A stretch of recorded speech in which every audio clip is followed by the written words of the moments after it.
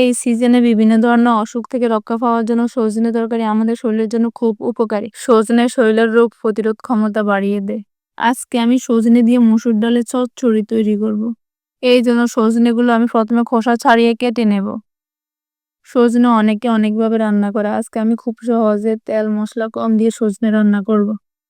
আমার সজনে কেটে নেওয়া হয়ে গেছে, এবার আমি সজনে পরিষ্কার পানি দিয়ে ভালোভাবে ধুয়ে নেব। সজনে রান্না করার জন্য আমি চুলায় একটা সসপ্যান বসিয়ে দিয়েছি। এখন দিয়ে দিব আগে থেকে কেটে পরিষ্কার করে ধুয়ে রাখা সজনেগুলো।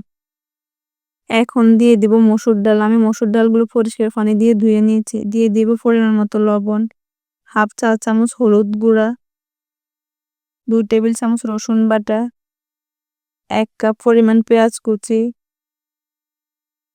একটা টমেটো কুচি।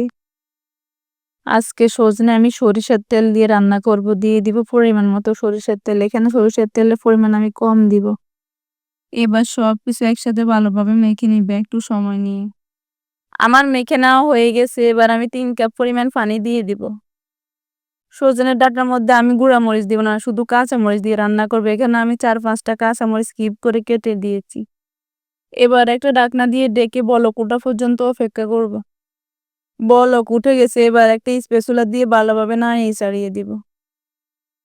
এবার ঢাকনা দিয়ে ডেকে সজনের ডাঁটা সিদ্ধ হওয়া পর্যন্ত রান্না করে নেব। আমার সজনের ডাঁটা সিদ্ধ হয়ে গেছে, এবার আমি নামিয়ে নেব।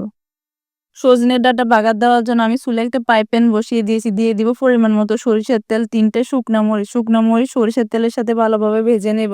এবার আমি রান্না করা সজনের ডাঁটা ফ্রাই প্যানে দিয়ে দিব। সজনের ডাঁটা, শুকনা মরিচ আর সরিষার তেলের মধ্যে কিছুক্ষণ রান্না করে একটা বলক ওঠা পর্যন্ত অপেক্ষা করব। এভাবে সজনে ডাঁটা রান্না করে ভাত খেলে আপনার প্লেটের ভাত কখন শেষ হবে আপনি বলতেও পারবেন না।